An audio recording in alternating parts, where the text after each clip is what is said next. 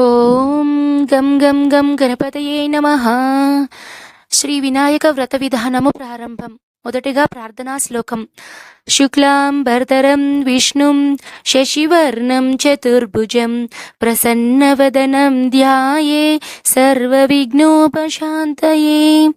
అయం ముహూర్త సుముహూర్తస్తు తదేవ లగ్నం సుదినం తదేవ తారాబలం చంద్రబలం తదేవ విద్యాబలం దైవబలం తదేవ లక్ష్మీపతేంగ్రియం యుగం స్మరామి సుముహూర్తస్తు.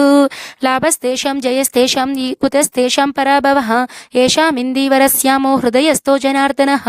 అపాదామపరాహర్తం దాతారం సర్వసంపద లోకాభిరామం శ్రీరామం భూయో భూయో నమామ్యహం.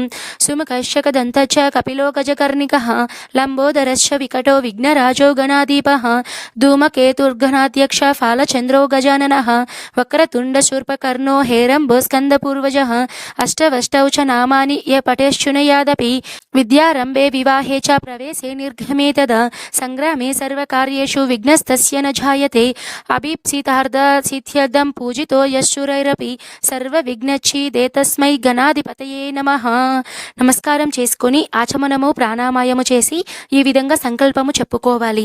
మమ ఉపాత దురితక్షయ ద్వారా శ్రీ పరమేశ్వర ప్రీత్యర్థం శుభే శోభనే శోభన ముహూర్తే శ్రీ మహావిష్ణురాజ్ఞయ ప్రవర్తమానస్య అద్య బ్రహ్మణ ద్వితీయ పరార్ధే శ్వేతవరాహ కల్పే వైవస్వతమన్వంతరే కలియుగే ప్రథమ పాదే జంబుద్వీపే భరతవర్షే భరతఖండే మేరో దక్షిణ దిగ్భాగే శ్రీశైలస్య ఆంధ్రప్రదేశ్ అయితే ఆంధ్రప్రదేశ్ కానీ తెలంగాణ అయితే తెలంగాణ కానీ మధ్యప్రదేశే శోభన గృహే సమస్త బ్రాహ్మణ హరిహర గురుచరణ సన్నిధౌ ఆస్మిన్ వర్ధమాన వ్యవహారిక చాంద్రమానేన శ్రీ క్రోధినామ సంవత్సరం దక్షిణాయనే వర్ష ఋతు భాద్రపద మాసే శుక్లపక్షే చవితి తిథౌ శుభ నక్షత్రే శుభయోగే శుభకరిణి ఏవం గుణ విశేషణ విశిష్టాయం శుభ తిథౌ. శ్రీమాన్ మీ యొక్క గోత్రము, మీ ఇంటి యజమానుల పేరు, మీ పేరు, మీ కుటుంబంలో ఉండే పిల్లల పేర్లు, అందరి పేర్లు చెప్పుకొని సమే అస్మాకం సహ కుటుంబానం క్షేమ స్థైర్య విజయ అభయ ఆయుర్ ఆరోగ్య ఐశ్వర్యాభివృద్ధ్యర్థం ధర్మార్థ కామ మోక్ష చతుర్విధ ఫల పురుషార్థ సిద్ధ్యర్థం ఇష్టకామ్యార్థ సిద్ధ్యర్థం మనోవాంఛా ఫల సిద్ధ్యర్థం సమస్త దురితోపశాధ్యర్థం సమస్త మంగళ వ్యాప్త్యర్థం వర్షే వర్షే ప్రయుక్త వరసిద్ధి వినాయక చతుర్థి ముద్దిశ్య శ్రీ వరసిద్ధి వినాయక దేవతా ప్రీత్యర్థం కల్పోక్త ప్రకారేణ యావచ్చక్తి ధ్యానావాహనాది షోడశోపచార పూజాం కరిష్యే అంటూ కుడి చేతిని మధ్యవేలిలో నీళ్లను ముట్టుకోవాలి. అదో నిర్విఘ్నేన పరిసమాప్త్యద్య గణపతి పూజాం కరిష్యే తదంగ కలశ పూజాం కరిష్యే. ఇప్పుడు కలశం పూజ అనేది మంత్రం చెప్తానండి. కలశం పూజలో మీరు పసుపు కుంకుమ అక్షింతలు వేసుకొని ఈ మంత్రాన్ని మీరు చెప్పుకుంటూ, ఒకవేళ మంత్రం చెప్పలేని వాళ్ళు వింటూ మీరు మనసులో ఓం గణపతియే నమః అని అనుకుంటూ కలశంలో వస్తువులను వేసి చేతినైతే పెట్టుకోవాలండి. కలశ పూజ. కలశం గంధ పుష్పక్షపరజ్య తస్యోపరి హస్తం నిధాయ. కలశంలో గంధం పుష్పాలు అక్షింతలు ఉంచి దానిని చేతితో తాకుతూ ఈ మంత్రాన్ని చదువుకోవాలి. కలశస్య ముఖే విష్ణు కంఠే రుద్ర సమాశ్రితః మూలే తత్ర స్థితో బ్రహ్మ మధ్యే మాతృగుణాస్మృతః కుక్షౌ తో సాగర సర్వే సప్త ద్వీపా వసుంధర ఋగ్వేదో యజుర్వేదో సామవేదో అదర్వహనః అంగైచ సహితా సర్వే కలశాంబు సమాశ్రితః. ఆయంతు దేవ పూజార్థం దురితక్షయ కారకాః. మీ వద్ద ఉన్నటువంటి నీటి పాత్ర చుట్టూ గంధం రాసి బొట్లు పెట్టి అందులో తమలపాకు ఉంచుకోవాలి.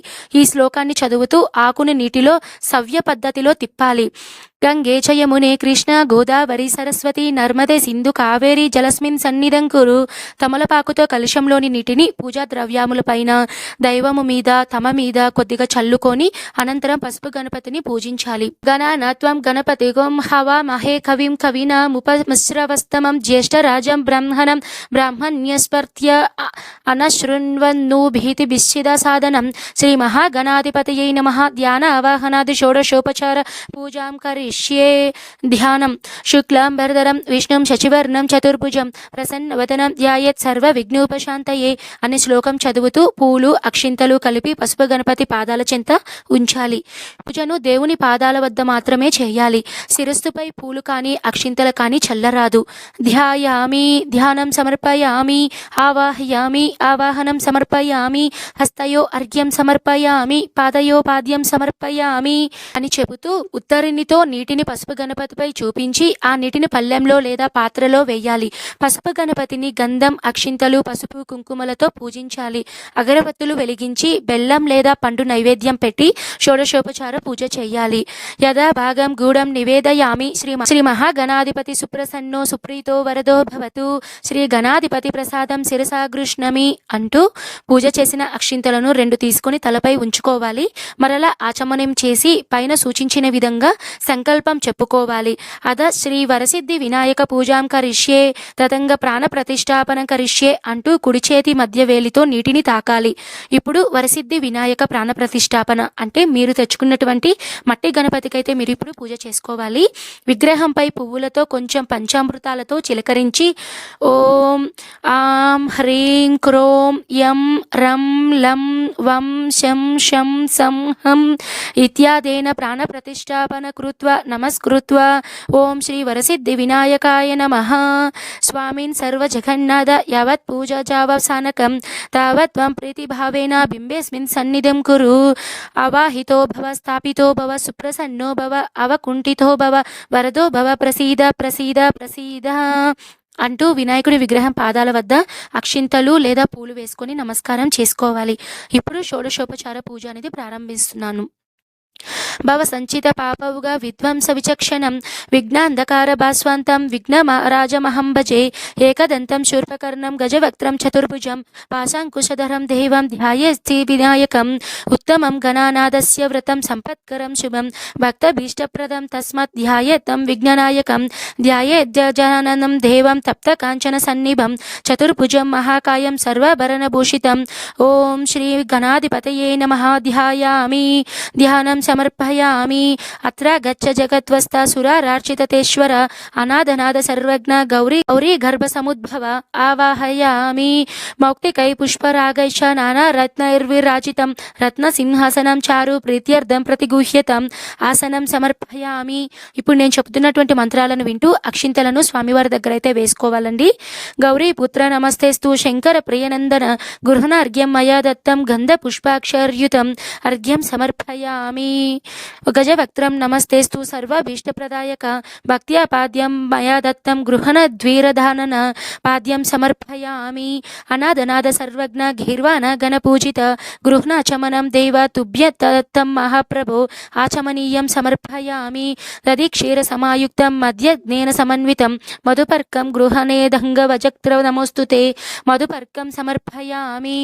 స్నానం పంచామృతైర్దేవ గృహణ గణనాయక అనాథనాథ సర్వజ్ఞ గీర్వాణ పూజిత పంచామృత స్నానం సమర్పయామి. ఆవు పాలు పెరుగు నెయ్యి పంచదార తేనె స్వామి విగ్రహంపై చల్లాలి. కొబ్బరికాయను కొట్టి ఆ నీటిని కూడా స్వామివారి పైన చల్లుకోవాలి. గంగాది సర్వ తీర్థభ్యే అహృతైర మలజ్జరై స్నానం కురష్యు భగవత్పూర్త పుత్ర నమోస్తుతే శుద్ధోదక స్నానం సమర్పయామి. రక్తవస్త్రద్వయం చారు దేవయోగ్యం చ మంగళం శుభప్రదం గృహణత్వం లంబోదర హరాత్మజ వస్త్రయుగ్మం సమర్పయామి. రాజితం బ్రహ్మసూత్రం చ కాంచనం చోరనీయకం గృహణద్వేవ సర్వజ్ఞ భక్తానామిష్టదాయక ఉపవీతం సమర్పయామి.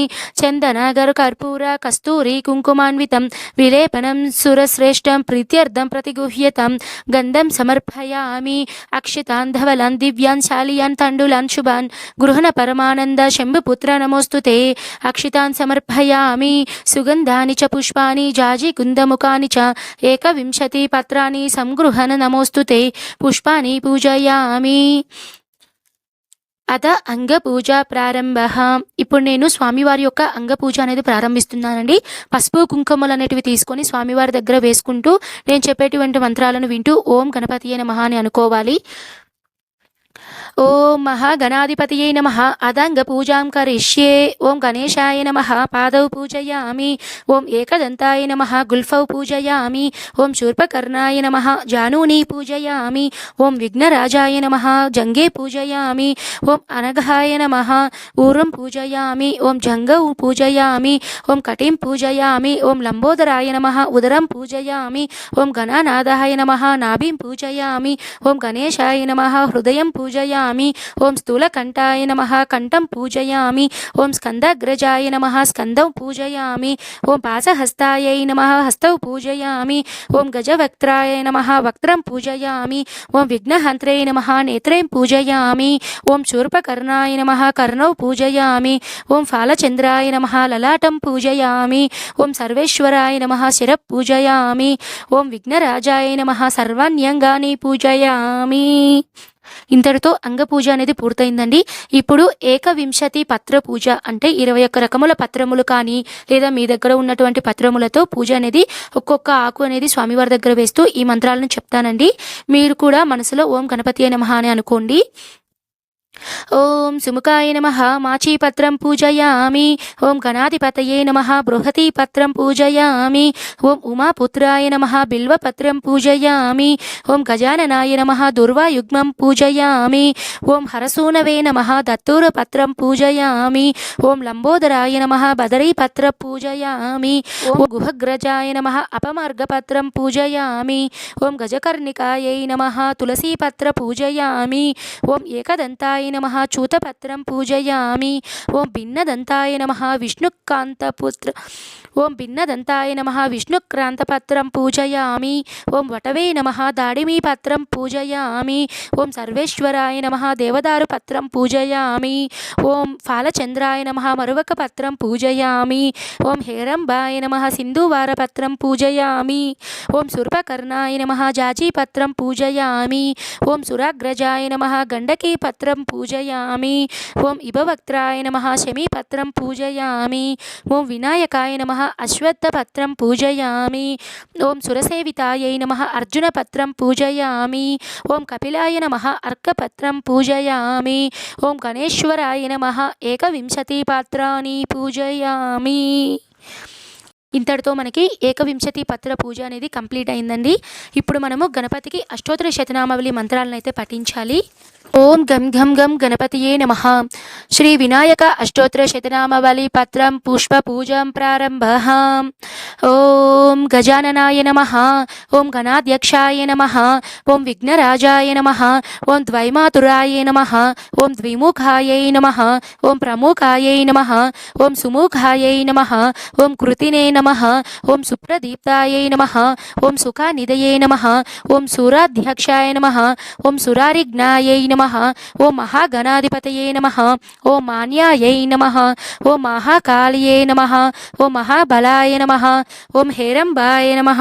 ఓం లంబజఠరాయ నమః. ఓం హ్రస్వగ్రీవాయ నమః. ఓం ప్రథమాయ నమః. ఓం ప్రజ్ఞాయ నమః. ఓం ప్రమోదాయై నమః. ఓం మోదకాప్రియాయై నమః. ఓం విఘ్నకర్త్రే నమః. ఓం విఘ్నహంత్రే నమః. ఓం విశ్వనేత్రే నమః. ఓం విరాట్పటయే నమః. ఓం శ్రీపతయే నమః. ఓం వాక్పతయే నమః. ఓం శృంగారిణే నమః. ఓం ఆశ్రితవత్సలాయై నమః. ఓం శివప్రియాయై నమః. ఓం శీఘ్రకారిణే నమః. ఓం శాశ్వతాయై నమః. ఓం బలాన్వితాయై నమః. ఓం బలోద్ధతాయై నమః. ఓం భక్తనిధయే నమః. ఓం భావగమ్యాయై నమః. ఓం భవాత్మజాయై నమః. ఓం అగ్రగామినే నమః. ఓం మంత్రకృతే నమః. ఓం చామీకరప్రభాయై నమః. ఓం సర్వాయై నమః. ఓం సర్వపాన్యై నమః. ఓం సర్వపాస్యాయై నమః. ఓం సర్వకర్త్రే నమః. ఓం సర్వనేత్రే నమః. ఓం సర్వసిద్ధిప్రదాయకాయ నమః. ఓం సర్వసిద్ధయే నమః. ఓం పంచహస్తాయై నమః. ఓం పార్వతీనందనాయై నమః. ఓం ప్రభవే నమః. ఓం కుమారగురవే నమః. ఓం కుంజరాసురభంజనాయై నమః. ఓం కాంతిమతే నమః. ఓం ధృతిమతే నమః. ఓం కామినే నమః. ఓం కపిత్తఫలప్రియాయై నమః. ఓం బ్రహ్మచారిణే నమః. ఓం బ్రహ్మరూపిణే నమః. ఓం మహాధరాయై నమః. ఓం మదత్కటహాయై నమః. ఓం మహావీరాయై నమః. ఓం మంత్రిణే నమః. ఓం మంగళస్వస్వరాయై నమః. ఓం ప్రమదహయై నమః. ఓం ధ్యాయసే నమః. ఓం యక్షకిన్నర సేవితాయై నమః. ఓం గంగాసుతాయై నమః. ఓం గణాధీశాయై నమః. ఓం గంభీర నినదహయై నమః. ఓం వటవే నమః. ఓం జ్యోతిషే నమః. ఓం అక్రాంత పద చిత్ప్రభవే నమః. ఓం అభీష్టవరప్రదాయై నమః. ఓం మంగళప్రదాయై నమః. ఓం అవ్యక్త రూపాయై నమః. ఓం పురాణ పురుషాయై నమః. ఓం పుష్ట్యై నమః. ఓం పుష్కరోర్తియుస్తవాసిన్యై నమః. ఓం అగ్రగణ్యాయై నమః. ఓం అగ్రపూజ్యాయై నమః. ఓం అపాకృత పరాక్రమాయై నమః. ఓం సత్యధర్మిణే నమః. ఓం సఖ్యై నమః. ఓం సారాయై నమః. ఓం సరసాంబునిదయే నమః. ఓం మహేశాయై నమః. ఓం విషదారగాయై నమః. ఓం మణికింకిని మేకలాయై నమః. ఓం సమస్త దేవతామూర్తయే నమః. ఓం సహిష్ణవే నమః. ఓం బ్రహ్మ విద్యాదిధానభువే నమః. ఓం విష్ణవే నమః. ఓం విష్ణుప్రియాయై నమః. ఓం భక్త జీవితాయై నమః. ఓం జితమన్మదాయై నమః. ఓం ఐశ్వర్యకారణాయై నమః. ఓం సతతోత్తిథాయై నమః. ఓం విఘాతకారిణ్యై నమః. ఓం విశ్వగ్ధ్రాసే నమః. ఓం విశ్వరక్షా విధానాకృతే నమః. ఓం కళ్యాణ గురవే నమః. ఓం ఉన్మత్తవేషాయై నమః. ఓం పరాజయే నమః. ఓం సమస్త జగధారాయై నమః. ఓం సర్వేశ్వర ప్రదాయై నమః. ఓం శ్రీ విఘ్నేశ్వరాయై నమః. శ్రీ విఘ్నేశ్వర అష్టోత్తర శతనామవళి సంపూర్ణం. ఇప్పుడు వినాయకునికి ధూపం దీపం నైవేద్యం అనేది చూపించాలండి. ఇప్పుడు ధూపం మంత్రాలు అవన్నీ చెప్తున్నాను. దశాంగం గుగ్గులోపేతం సుగంధిం సుమనోహరం ఉమాసుత నమస్తుభ్యం గృహణ వరదో భవ. ధూపమగ్రహంపయామి సాజ్యం త్రివర్తి సంయుక్తం వహ్నినాదోత్యుతం మయా. గృహణ మంగళం దేవం ఈశాపుత్ర నమోస్తుతే. దీపం దర్శయామి. సుగంధాన్ సుకృతాన్ చైవ మోదకాన్ ఘృతపాచితాన్ నైవేద్యం గృహత్వాం దైవ చనర్మృగై ప్రకల్పితాన్.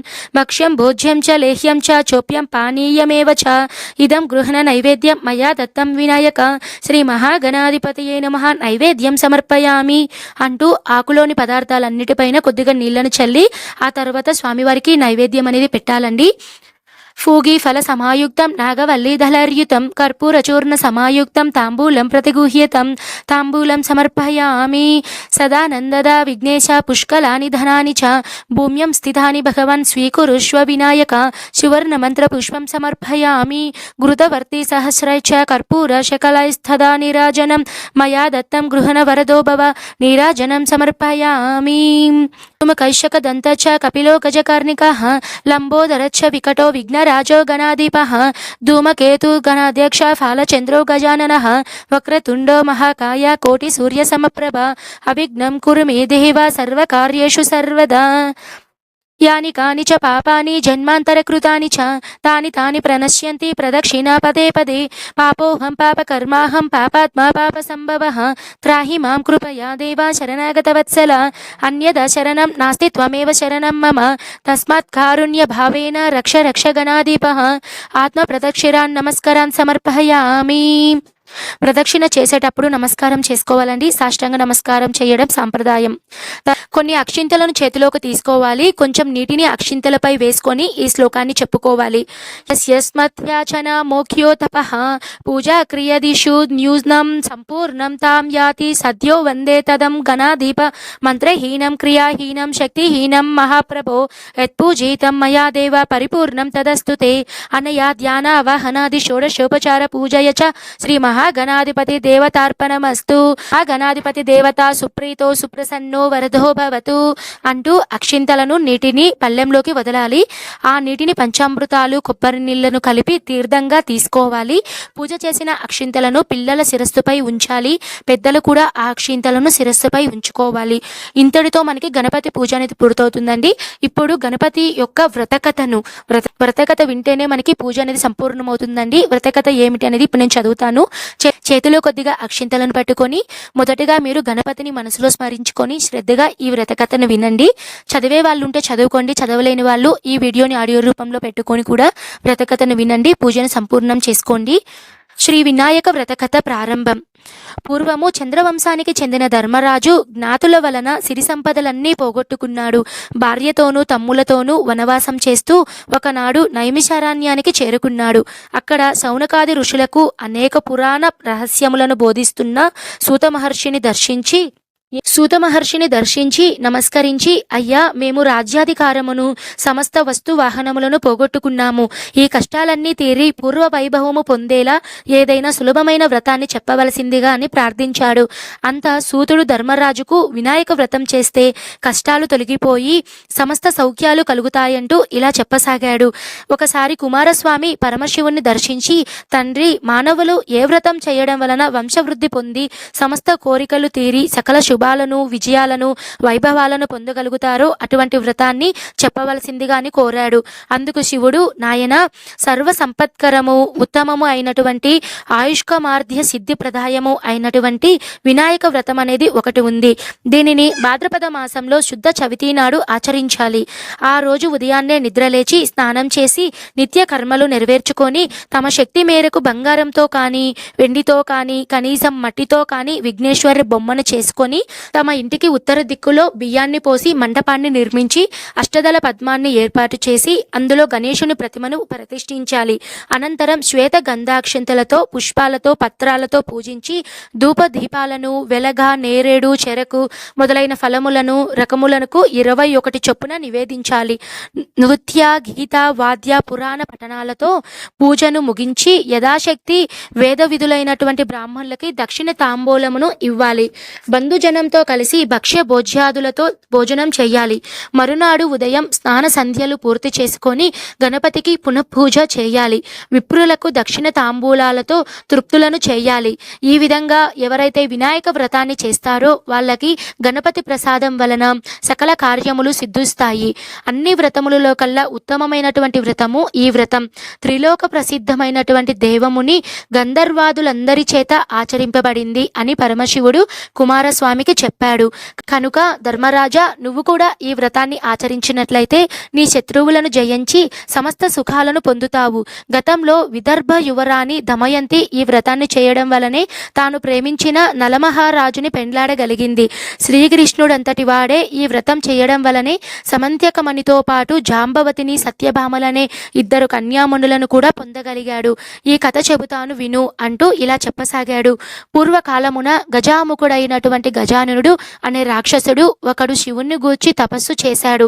అతని తపస్సుకు మెచ్చి పరమేశ్వరుడు ప్రత్యక్షమై వరము కోరుకోమన్నాడు. అంత గజాసురుడు పరమేశ్వరుని స్తుతించి, స్వామి, నీవు నా యుదరమునందే నివసించాలి అని కోరాడు. దాంతో భక్త సులభుడగు శివుడు అతని కుక్షియనందు ఉండిపోయాడు. జగన్మాత పార్వతి భర్తను వెతుకుతూ ఆయన గజాసురుని కడుపులో ఉన్నాడని తెలుసుకుంది. ఆయనను దక్కించుకునేందుకు ఉపాయం కోసం విష్ణువును ప్రార్థించింది. అంతా శ్రీహరి బ్రహ్మాది దేవతలను పిలిపించి చర్చించాడు. గజాసుర సంహారమునకు గంగిరెద్దు మేళమే తగినదని నిర్ణయించాడు. నందీశ్వరుని గంగిరెద్దుగా అలంకరించాడు. బ్రహ్మాది దేవతలచే తలానొక వాయిద్యమును ధరింపచేశాడు. మహావిష్ణువు తానును చిరుగంటలు, సన్నాయిలు ధరించారు.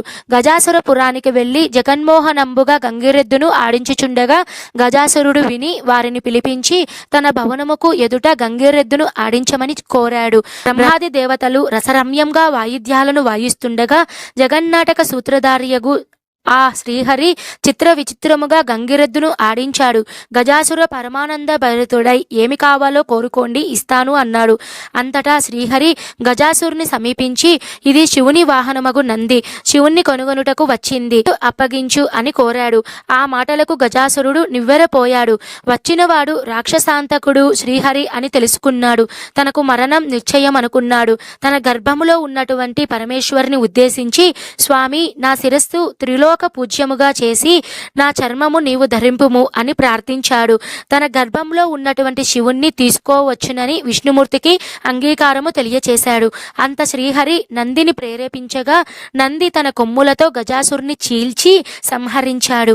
మహేశ్వరుడు గజాసుర గర్భము నుండి బయటకు వచ్చాడు. విష్ణుమూర్తిని స్తుతించాడు.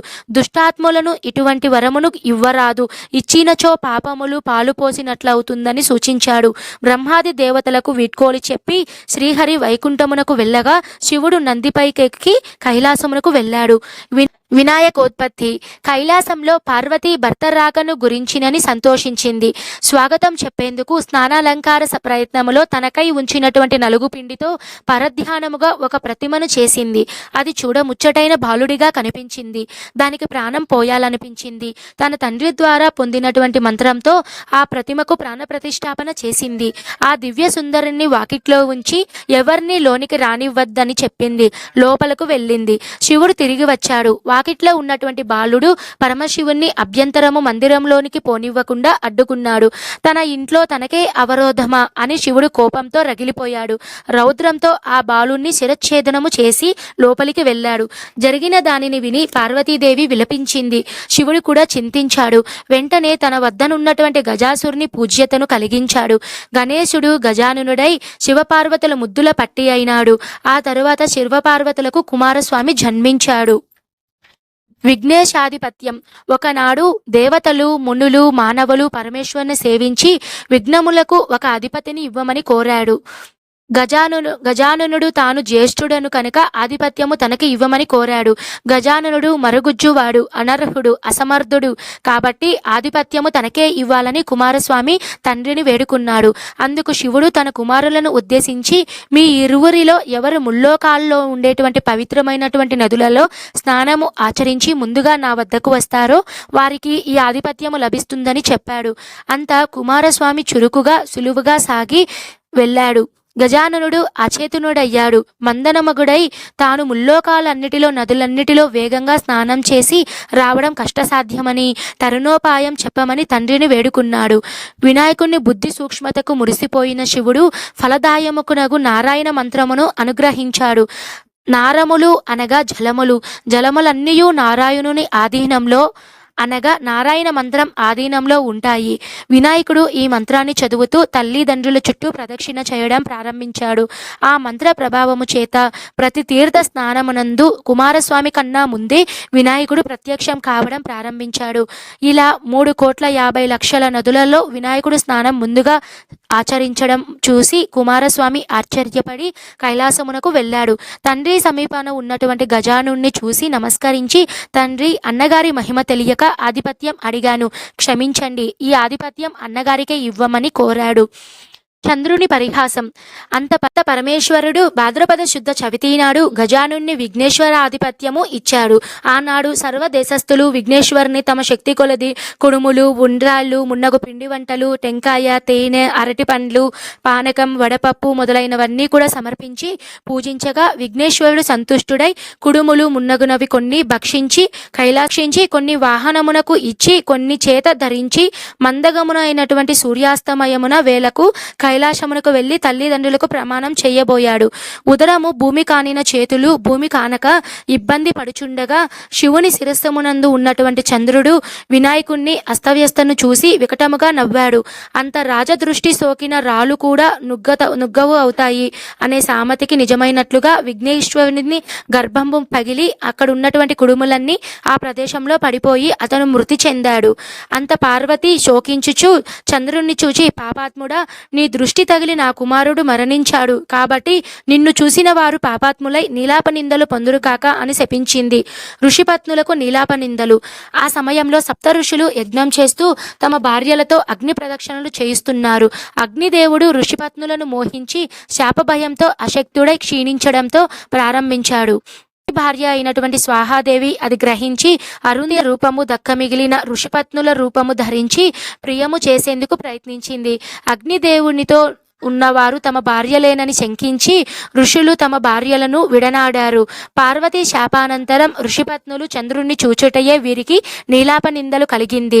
దేవతలు, మునులు, ఋషిపత్నులు వచ్చిన ఆపదను పరమేశ్వరునికి తెలుపగా అతడు సర్వజ్ఞునిచే అగ్నిహోత్రములు భార్యయే ఋషిపత్నుల రూపం ధరించి చెప్పి ఋషులను సమాధానపరిచాడు. అంత బ్రహ్మ కైలాసమునకు వచ్చారు.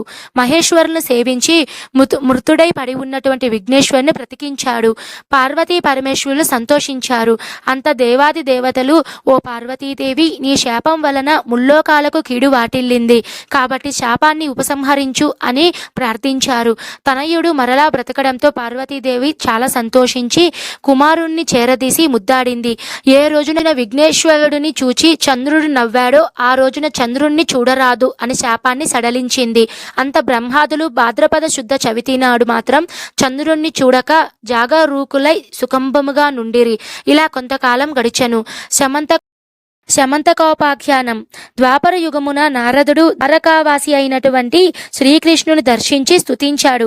మాటల సందర్భంగా, స్వామి, సాయంకాలం అయ్యింది, నేడు వినాయక చవితి కాబట్టి దేవి శాపం కారణంగా చంద్రుణ్ణి చూడరాదు, ఒక సెలవు అని వృత్తాంతము సమయమున శ్రీకృష్ణుడు చెప్పి నారదుడు స్వర్గలోకమునకు వెళ్ళాడు. అంతటా శ్రీకృష్ణుడు ఆనాటి రాత్రి చంద్రుణ్ణి ఎవరూ చూడరాదని పట్టణంలో చాటించాడు. క్షీరప్రియుడగు శ్రీకృష్ణుడు నాటి రాత్రి తాను ఆకాశం వంక చూడక గోష్ఠమునకు పోయి పాలు పితుకుతూ పాలలో చంద్రుణ్ణి ప్రతిబింబమును చూశాడు. ఆహా, ఇక నాకెట్టి అపనిందలు కలుగుతాయో అని అనుకున్నాడు.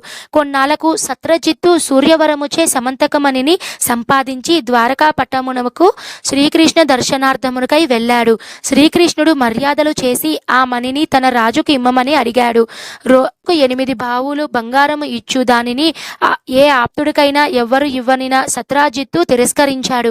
అంత ఒకనాడు సత్రాజిత్తుడు తమ్ముడు ప్రసేనుడు ఆ సమంతకమణిని కంఠమున ధరించి వేటాడుడికై అడవికి వెళ్ళాడు. ఒక సింహం ఆ మణిని మాంసకాండమని భ్రమించి అతడిని చంపి ఆ మణిని తీసుకుపోవుచుండగా ఒక భుల్లూకం ఆ సింహాన్ని చంపి మణిని తన కుమార్తె అయినటువంటి జాంబవతికి ఆట వస్తువుగా ఇచ్చింది. మరునాడు సత్రాజిత్తు తమ్ముణ్ణి మృతి విని, కృష్ణుడు మణి ఇవ్వలేదని నా సోదరుని చంపే ప్రయత్నం చేసి ఆ రత్నాన్ని అపహరించాడు అని పట్టణమునకు చాటింపు వేశాడు. అది శ్రీకృష్ణుడు విని చవితి నాడు పాలల్లో చంద్రబింబమును చూచిన దోషము ఫలమని అనుకున్నాడు. దానిని బాపుకుడై బంధు సమేతుడై అరణ్యమునకు పోయి వెతకగా ఒకచోట ప్రసేనుని కలేభారము, సింహము కాలిజా పిదప ఎలుగుబంటి అడుగులు కనిపించాయి. ఆ దారిన ప్రోవుచుండగా ఒక పర్వత గుహ ద్వారంబున చూచి పరివారము అక్కడికి విడిచి కృష్ణుడు గుహలోపలికి వెళ్ళాడు. అచట బాలిక ఉయ్యాలపైన కట్టి ఉన్నటువంటి మణిని శ్రీకృష్ణుడు చూశాడు.